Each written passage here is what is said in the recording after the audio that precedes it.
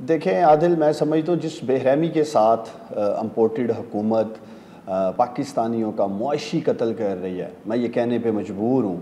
और ख़ास तौर पे जब एक आलमी साजिश के ज़रिए ये इम्पोर्टेड हुकूमत जो लाई गई है, चूँकि ये बड़े आसानी से आ गए हैं, इन्होंने कोई स्ट्रगल नहीं की, कोई अवाम का इस तरह उन्होंने वोट नहीं लिया, ना ही इनके पास कोई ऐसा मैंडेट था। तो इसलिए जिस बेरहमी के साथ एक महंगाई का तूफ़ान इस वक्त पाकिस्तान में आप देख रहे हैं, तो मैं आपके प्रोग्राम से पाकिस्तानियों को यही पैगाम देना चाहता हूँ कि ये वो गुलामी की कीमत है जो हम सब पाकिस्तानी 60 रुपये पेट्रोल महंगा होने से अदा कर रहे हैं। 8 रुपये के करीब बिजली महंगी हो चुकी है। और आप जैसे मोडीज़ का बता रहे हैं कि एक स्टेबल इकॉनमी जो जा रही थी प्राइम मिनिस्टर इमरान खान की क़यादत में, एक स्टेबिलिटी आ चुकी थी, वो भी उन्होंने कहा है कि एक नेगेटिविटी की तरफ चला गया। तो ये 8 हफ्तों में मास वाय इस इम्पोर्टेड हुकूमत के लोगों ने अपने मुकदमात ख़त्म करने के लिए FIA पे जोर लगाया, नैब पे जोर लगाया, किसी सतह पर इन्होंने मुआशी फैसले नहीं किए।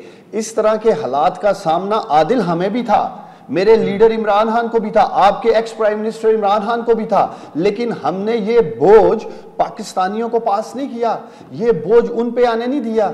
कैटेगोरिकली आपके प्राइम मिनिस्टर ने कहा था कि जून तक कीमतें नहीं बढ़ाएंगे, 10 रुपए सस्ता पेट्रोल दिया। ये वो कीमत है जो रशिया जाने की, रूस जाने की हम बात कर रहे हैं। आज हिंदुस्तान में पेट्रोल डीजल की कीमतें नीचे जा रही हैं। ठीक है उस्मान डार साहब, ठीक है उस्मान डार साहब, एक बात बताएं, वो तो ये कहते हैं कि ठीक है सब्सिडी दी, अच्छा किया, लेकिन हम डेवलपिंग कंट्री और जो हमारी मैशत है हम ये सब्सिडी अफोर्ड नहीं कर सकते। जवाब में PTI ये कहती थी कि जी इसकी एलोकेशन बाकायदा से हो गई थी इन पैसों की कि ये कहां से आएंगे, लेकिन वो कहते हैं कि बजट में कोई, कल भी इसहाक डार साहब हमारे शो में वो कह रहे थे कि कोई एलोकेशन करके तहरीक इंसाफ की हुकूमत नहीं गई।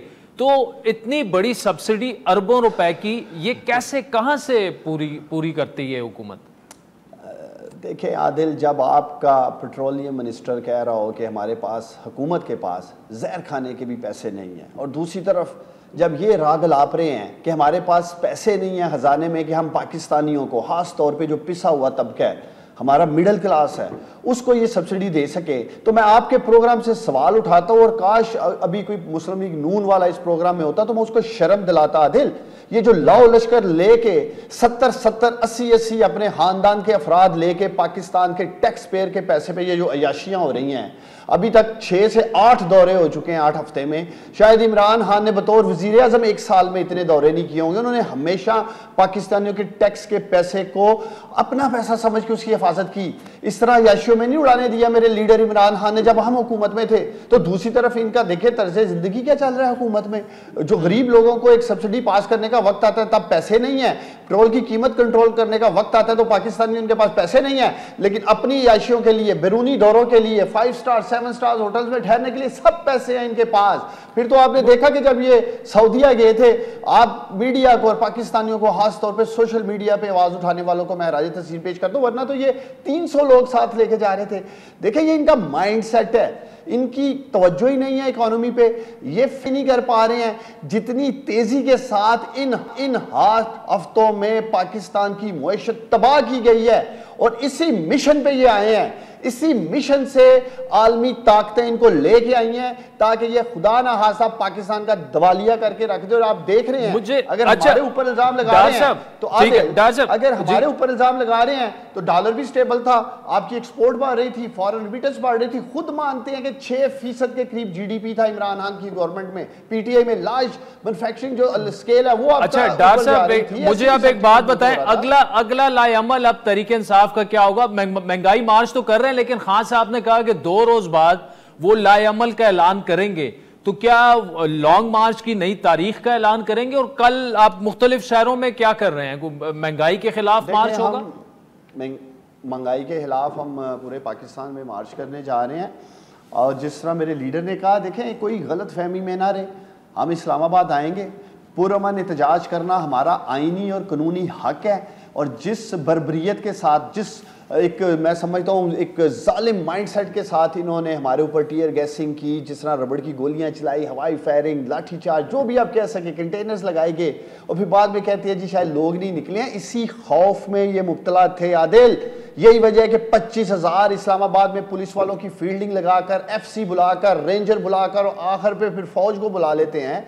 तो ये पाकिस्तानियों से खौफजदा हैं। और जो महंगाई का बम इन्होंने गिराया इन पाकिस्तानियों पे, पहले 30 रुपए बढ़ाया, आज 30 रुपए बढ़ाया, आज 8 रुपए बिजली बढ़ाई, ये IMF के आगे आदल झुका ही नहीं है, लेट गए हैं मुकम्मल तौर पे। और इसकी कीमत, ये जो गुलामी की हम बात करते हैं, इस गुलामी की कीमत आप, मैं और हमारे अजीम पाकिस्तानी अदा कर रहे हैं इन नलायकों के और इन चोरों के टोले के आने की वजह से इस मुल्क में।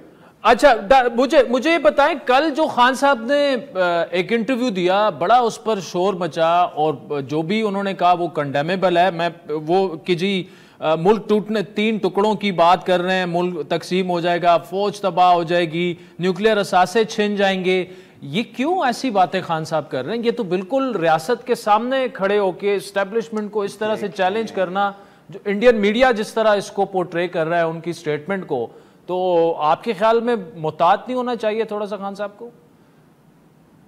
देखिए, मैं समझता हूँ आदिल, उनके बयान को तोड़ मरोड़ कर, एक ट्विस्ट कर कर सामने रखा गया। उन्होंने खदशात का इजहार किया पहले नंबर पे, कोई ख्वाहिश का इजहार नहीं किया, खदशात का इजहार किया।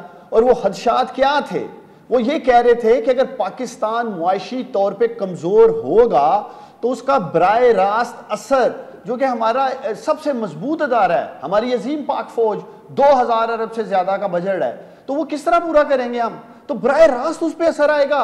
मैं समझता हूं आदिल, अगर 4 भाई भी एक घर में रह रहे हैं और उस घर में मुआशी बदहाली आ जाए, वो घर मुआशी तौर पे कमजोर हो जाए, तो वो 4 भाई भी अलग हो जाते हैं, वो घर भी टूट जाता है। हम तो इतने बड़े मुल्क, 22 करोड़ अजीम पाकिस्तानियों की बात कर रहे हैं। ये नलायक लोग जो हम पे मुसल्लत किए गए हैं, जिन्होंने 22 रुपए US डॉलर बढ़ा दिया 8 हफ्तों में, 60 रुपए पेट्रोल बढ़ा दिया है, 8 रुपए बिजली बढ़ा दी है, घी, तेल, आटा, चीनी, मुर्गी, नाम लेते जाएं, हर चीज तबाह करके रख दिया इन्होंने, क्योंकि इनकी नीयत ही नहीं है पाकिस्तानियों के लिए काम करने की। ये आए अपने करप्शन के मुकदमात खत्म करने हैं, जिसकी वाज़िह दलील ये है कि FIA की ट्रांसफर, पोस्टिंग्स ऊपर से लेके नीचे तक तब्दीलियां आपके और कौम के सामने है। तो इनका एजेंडा ही अपने आप को कैसे से बचाना है। ये NRO 2 मैं समझता हूं इनको मिला है, जिसकी आप झलक पूरे पाकिस्तान में देख रहे हैं।